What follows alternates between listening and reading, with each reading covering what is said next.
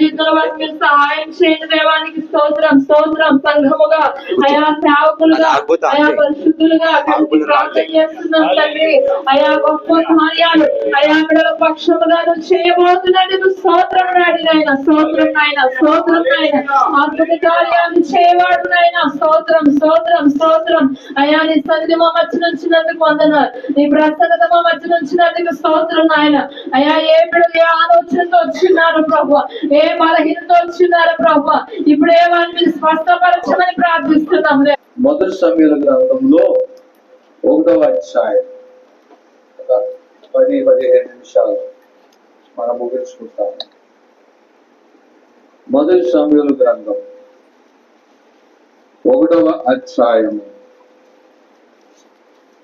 10వ వచనమును దయచేసి ఎవరైనా నాకు చదివి సహాయం చేస్తారా?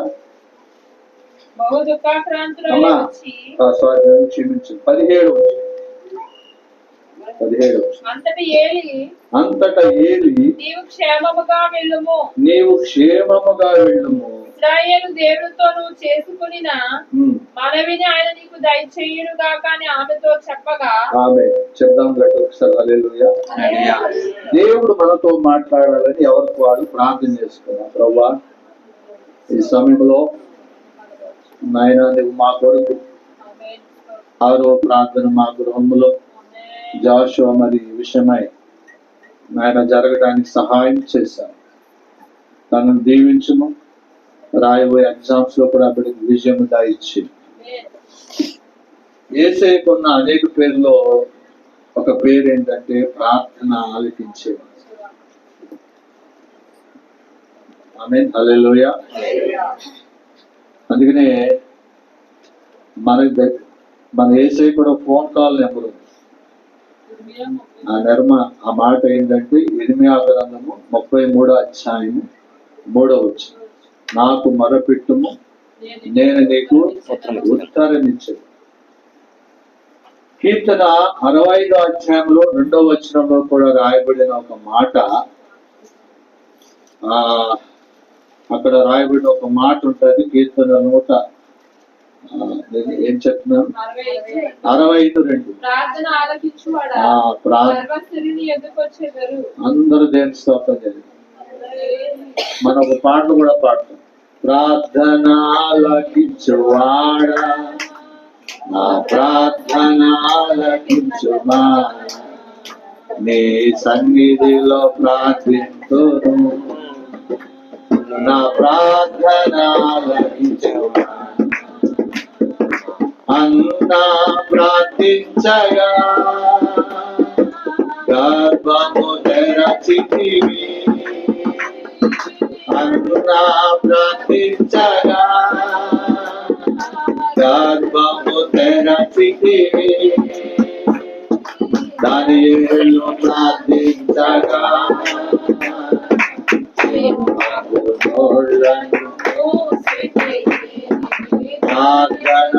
ప్రార్థనాలకించువాడా, ప్రార్థనాలకించువాడా, నీ సన్నిధిలో ప్రార్థింతును, నా ప్రార్థనాలకించువా. దేవుడు నామమునికి మహిమ కలుగును గాక. హల్లెలూయా. ఉత్సాహంగా చెప్పండి అమ్మా. మీకేంటయ్య గారు, మేము డ్యూటీలకు వచ్చాము, మా బాధ మా కట్టలు మీకు ఏం తెలుసు అన్నట్లుగా దేవుని స్తోత్రం కలుగుతుంది. హల్లెలూయా. మరి మేము దేవుని దర్శించేస్తున్నాను, కనీసం నా మట్టు నా జీవితంలో నిద్రపోవడానికి టైం పోతుంది. అంతగా దేవుడు పరిశీలిను. ఆయన అసలు ఎలాగ ఆరోగ్యం అనేది ఎలాగొస్తుందో కూడా కొన్నిసార్లు అర్థం. అంటే ఆయన సేవలో ఉన్నాం కాబట్టి దేవుడు బతికిస్తున్నాడు. దేవుని స్తోత్రం కలుగుతుంది.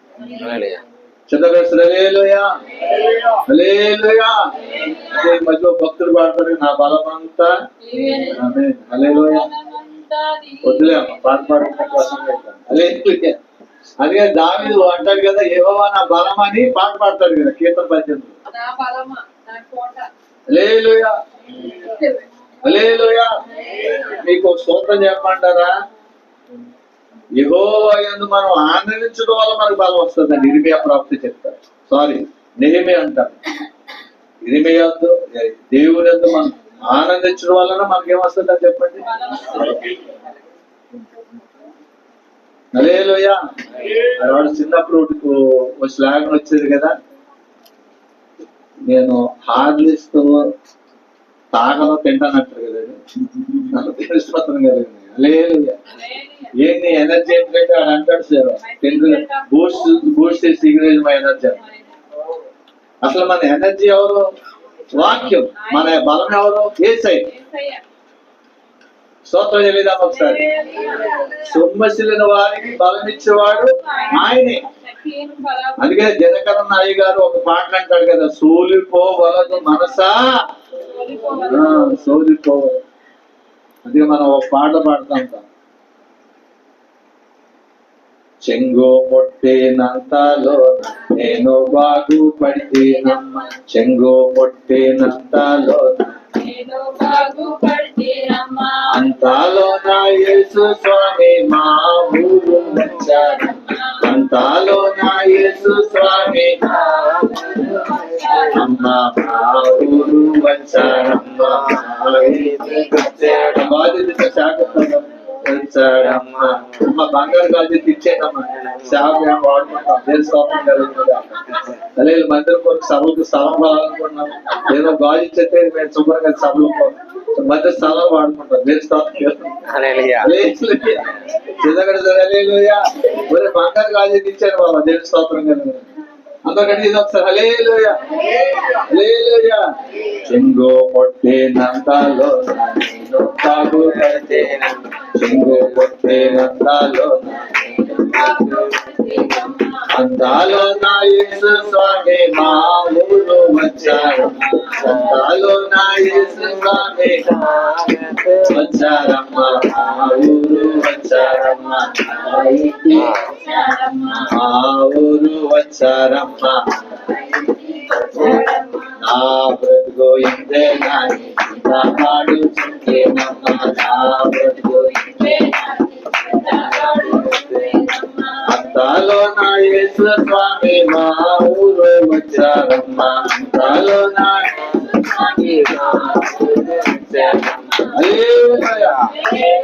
అమ్మ ఎక్కువ ఉన్నవాళ్ళు అనుకుంటాను కదా, నా బతుకు నేను అవసరం కదా పోలే, ఆయన నష్టం నీకు నష్టం పెట్టాను. తెలుసుకోవటం కదా. హల్లెలూయా. ఏదో చింత చేయదు మనందరూ, వీడికి కూడా చింత ఉంది, వీడికి వాళ్ళ అమ్మ అంటే చింత అనుకుంటాను, మ్యాటర్ అంటే చింత అనుకుంటాను. ప్రభు స్తోత్రం కాదు. ఏరా నీకు ఎవరంటే భయం? మ్యాటర్ భయమా? భయం లేదు. ఎవరంటే నీకు భయం? మామయ్య అంటే భయమా? దానికి ఊరి నేను చేసినట్టు దేని స్తోత్రం కాదు. హల్లెలూయా. ఇక్కడ భయం లేని ఒక వ్యక్తి ఉంది, ఆవిడే అసలు భయం లేదు. దేని స్తోత్రం కాదు. మా జాషువా గారికి 10th క్లాస్ గురించి, వాడి ఎగ్జామ్స్ గురించి, మా జాషువాకి ఎందుకు వచ్చిన బాధరా బాబు, హ్యాపీగా ఉండేదని పెళ్ళి అన్నారు, ఒక కూతురు పుట్టేసింది, మళ్ళీ కడుపులో బిడ్డ ఎదుర్కొన్నాడు. ఎలా ఉంటుందో ఏమవుతుందో స్తోత్రం చేయలేదమ్మండి. గర్భఫలం ఎవరిచ్చు బహుమానం? ఆమేన్. కుమారులు యెహోవాను గురించి స్వాస్థ్యం. ఆమేన్. హల్లెలూయా. అసలు దేని గురించి మనం చింతించకూడదు. ప్రభు మన పక్షం ఉన్నాడు. దేవుని స్తోత్రం కలుగునుగా. రాత్రి కాలంలో ఒక మొత్తం దేవుడు మనకి ఇచ్చాడు కదా, దేవుడే మన పక్షం ఉండగా మనకి విరోధి. హల్లెలూయా. అందుకని 118 కీర్తనలో కూడా అంటాడు కదా, యెహోవా నా పక్షమున వహించి నాకు సహకారంగా ఉన్నాడు. దేవుడికి మహిమ కలుగునుగా. హల్లెలూయా. నా పక్షం వహించి నాకు సహకారంగా ఉన్నాడు. కీర్తన 118:6 అంటాడు. హల్లెలూయా. అంచేత మనం టాపిక్లకు వెళ్ళిపోదాం. ప్రభు స్తోత్రం చెల్లిద్దాం. ఇప్పుడు చదవబడిన లేఖన భాగ్యంలో మొదటి సమూయేలు గ్రంథంలో ఒక చిన్న కుటుంబంతో స్టార్ట్ అవుతుందండి. మొదటి సమూయేలు గ్రంథం. ఆమేన్. హల్లెలూయా. అన్న కుటుంబంలో అంటే నిజంగా దేవుడు ఆ కుటుంబంలో దేవుడు తన తోడు అంటే పెళ్ళినాక పిల్లలు ఉంటారు కానీ అన్నకు పిల్లలు. మేము సేవా జీవితంలో చాలా చోట్లకి వెళ్తున్నప్పుడు చాలా ప్రాంతాలు చెప్తా ఉంటారు, మాకు బిడ్డలు లేరు, ప్రార్థన చేయండి. కైకులలో డాక్టర్ గారు ఇప్పుడు ఉన్నాడు. ఆయన ఇంటికి వెళ్ళినప్పుడల్లా ఆయన భార్య అంటుంది, మా తమ్ముడి పిల్లలు అంటున్నారు, మా తమ్ముడి పిల్లలు మా ఆయనే చదివిస్తా ఉంటాడు, అయ్యగారు నాకంటూ ఒక బిడ్డ ఉండాలి కదా అని. డాక్టర్లు అయితే పిల్లల పుట్టలే చెప్పేశారు, కానీ మాకు పిల్లలకి ఇవ్వాలి కదా అని అంటుంటే, అమ్మ దేవుడు ఇస్తాడే అని చెప్తుండేవాడు. విశ్వాసం. మ్యారేజ్ అయిన 17 సంవత్సరాల తర్వాత దేవుడు ఒక చక్కని పాపనిచ్చాడు. ఈ మధ్యన నా పాపకి చిన్నగా మెచ్యూర్ ఫంక్షన్ చేశారండి. దేవుని స్తోత్రం కలుగుతుంది. హల్లెలూయా. అంచేత సంతులేని దాన్ని ఇల్లాలుగా చేసే వాడు దేవుడు. 113 కీర్తనలు అంటాడు. చివరి చూడండి, 113 కీర్తన ముగించుకుందాం. 113 కీర్తన చివరి వచ్చిన వాళ్ళు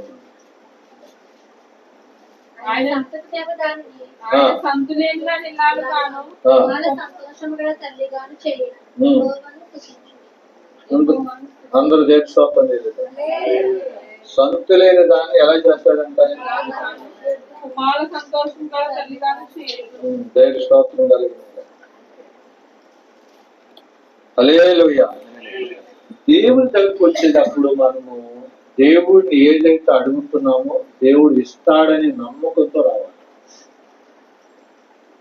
ప్రభువారు తరచుగా చెప్పే మాట, నమ్ముట దీవాలనైతే నమ్మువానికి. మీకు చిన్న వచనం జ్ఞాపకం చేస్తాను. లోకా సువార్త 7వ అధ్యాయంలో 50వ వచనంలో ప్రభువారు ఒక మాట చెప్పారు. లోకా సువార్త 7వ అధ్యాయం 50వ వచనం. 49 కూడా చదవచ్చు వీరైతే.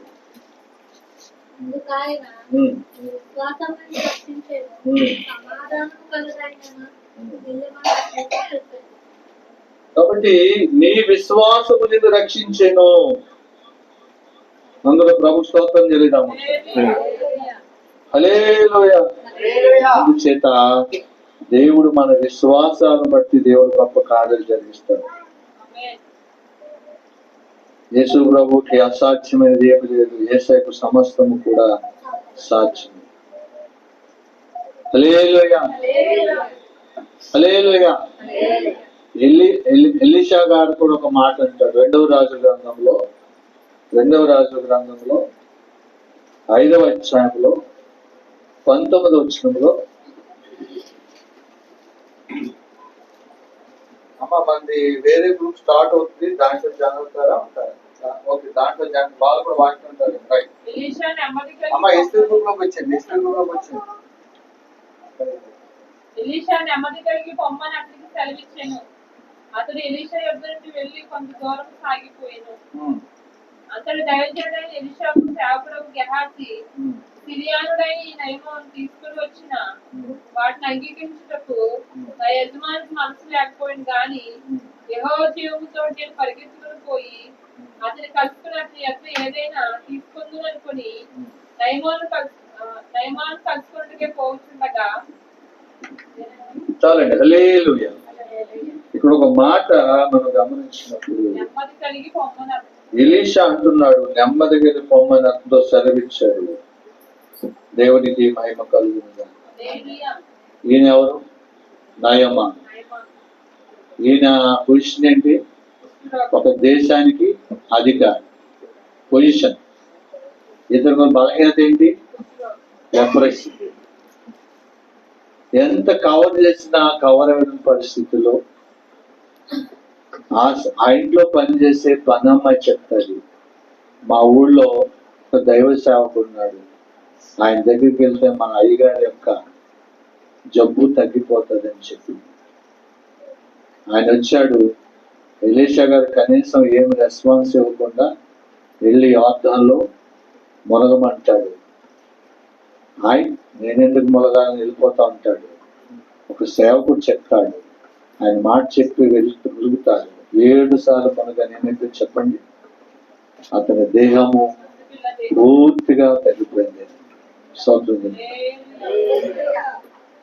నువ్వు నీ జీవితంలో ఏ కష్టము ఏ సమస్య ఎదుర్కొంటున్నావో ఆ సమస్యను సరిచేసే శక్తిమంతుడు మన యేసయ్య. ఆమేన్. చెప్పండి హల్లెలూయా, హల్లెలూయా, హల్లెలూయా. కాబట్టి అన్న ప్రార్థన మనం గమనించినప్పుడు 10 వచనం చదవండి. మొదటి సమూయేలు గ్రంథం 1వ అధ్యాయం 10వ వచనం. మొదటి సమూయేలు గ్రంథం 1వ అధ్యాయం 10వ వచనం. చేయించు బహుగా ఏడ్చుచు సైన్యములకు అధిపతి యెహోవా నీ సేవకురాలునైన నాకు కలిగిన శ్రమను చూసి ఈ సేవకురాలను మరొక జ్ఞాపకం చేసుకుని ఈ సేవకురాలైన నాకు మగపిల్లను దయచేసిన ఎడల వాని తల మీదకి క్షౌరపు కత్తి ఎన్నటికీ రానియక వాడి బ్రతుకు దినములన్నిటి నేను వాని యెహోవానకు నీకు అప్పగించునని మొక్కుబడి చేసుకొనెను. ఆమేన్. దేవుని స్తోత్రం కలుగును. హల్లెలూయా. మరి మా జోష్న ఏమనుకుంటుందో, అన్న అయితే ఏమంటుంది ఇక్కడ, నాకు ఒక మగ బిడ్డని ఇస్తే ఆ మగ బిడ్డను నీ సేవకు ఇచ్చేస్తానని దేవునితో ఒప్పుకుంది. దేవుడు ఆమె ప్రార్థన ఆలకించాడు.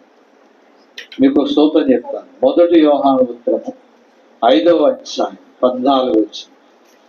ఈ మాట చదువుకుందాం. తిమోతి ప్రార్థన చేస్తారు, తర్వాత మన ఆశీర్వాదం తీసుకుందాం. మొదటి యోహాను పత్రిక 5వ అధ్యాయం 14వ వచనం.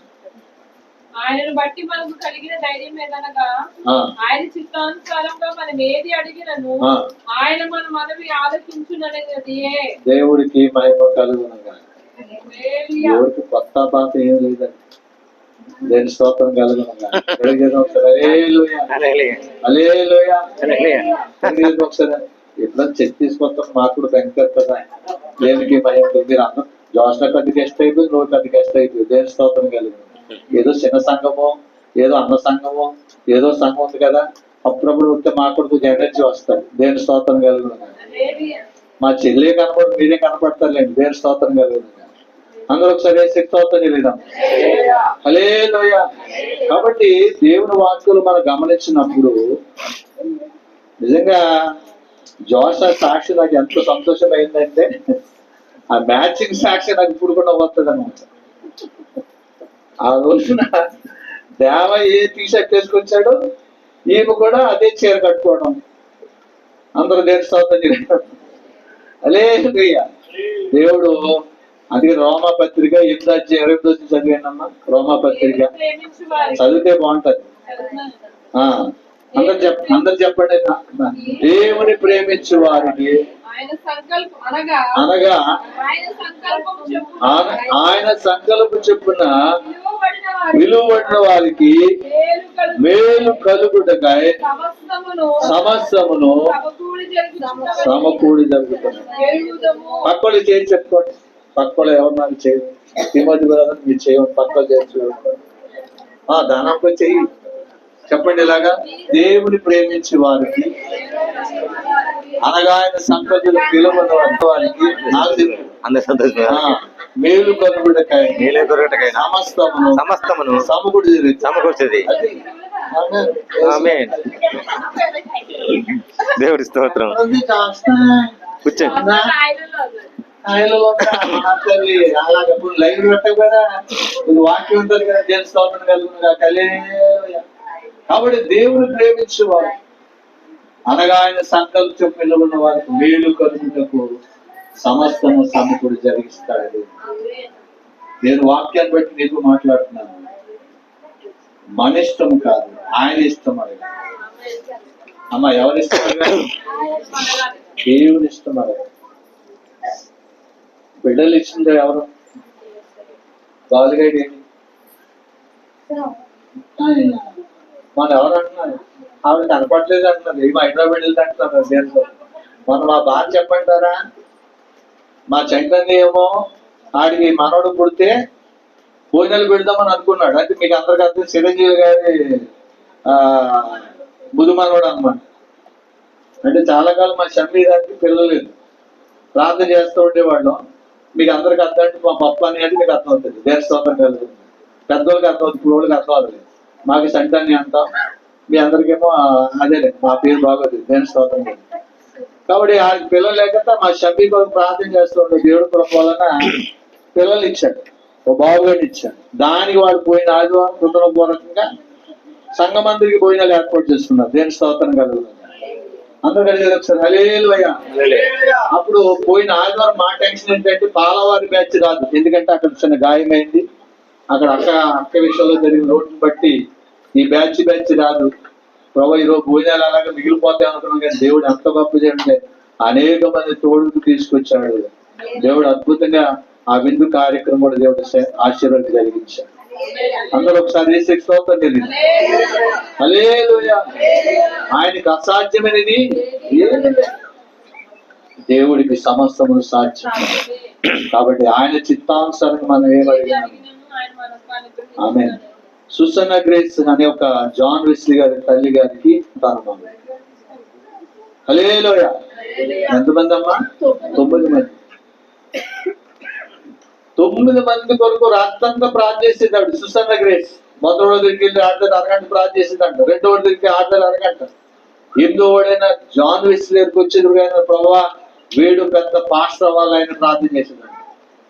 లాస్ట్ వాడిని చార్జ్ దగ్గరికి వెళ్ళిందంట, ప్రభావ వీడు గొప్ప పాటగాడు అవ్వాలని ప్రార్థన చేసేదంట. రాత్రంతా ప్రార్థన చేసేదంట, తెల్లవారిపోయిందంట, మళ్ళీ పనిలో పడిపోయిందంట. దేవుడు ఆమె ప్రార్థన ఆలకించాడు, ఒక్కొక్కడిని గొప్పవాడిగా చేశాడు. 8వ వాడైన జాన్ వెస్లీ గొప్ప సేవకుడిగా వాడుకున్నాడు. దేవుడి స్తోత్రం. మన బిడ్డలను కూడా కనటం గొప్ప విషయం, ఎంతో గొప్ప విషయం. వాళ్ళ దేవుని కొరకు పెంచడం కూడా గొప్ప విషయం. మోషే ఎక్కేబేదు వాళ్ళ అమ్మ దేవుని కొరకు పెంచింది. హన్నా పుట్టిన బిడ్డను సమూయేలు దేవుని కొరకు పెంచింది. అలాగా మన బిడ్డలను పెంచాలి. యెహోషువ అలాగన్నాడు, నేను నైట్ వాడును దేవుడికి మాట, దేవునికి మహిమ చెల్లిద్దాం. ప్రభు ఈ మాటలు మన ఇంట్లో దీవించుకున్నాం. తిమోతి ప్రార్థన చేస్తారు, తర్వాత మనం బ్లెస్ భర్తలు ప్రతి బిడ్డలని దీవించి స్టూడెంట్స్ ఆయా ఎగ్జామ్స్ వాళ్ళ కొరకు చదువులో మంచి భవిష్యత్తు, చదువులో జ్ఞానము, చదువులో విజ్ఞానము నడిపించి నీ సహకారం నడిపించే ప్రభా. ఇంతవరకు మా వాక్యంతో మాట్లాడినందుకు బిడ్డలందరూ దీవించి ఆశ్రయించి కూడి వచ్చిన బిడ్డలను ప్రభా పేరున ప్రభా, కూడి వచ్చిన బిడ్డల కుటుంబాలని పేరున ప్రభా, ఆ కుటుంబం నిత్యముతో ఈ రాత్రి సమయంలో దీవించి నీ ఘనమైన సంతోషం ఆనందముతో ధరింపు చేసి ప్రతి కుటుంబము లేవలెత్తమని సహాయం దయచమని ఈ చిన్న ప్రార్థన నీ సాక్షిగా నిలబెట్టుకోమని క్రీస్తు యేసు పరిశుద్ధాత్మ పరమ తండ్రి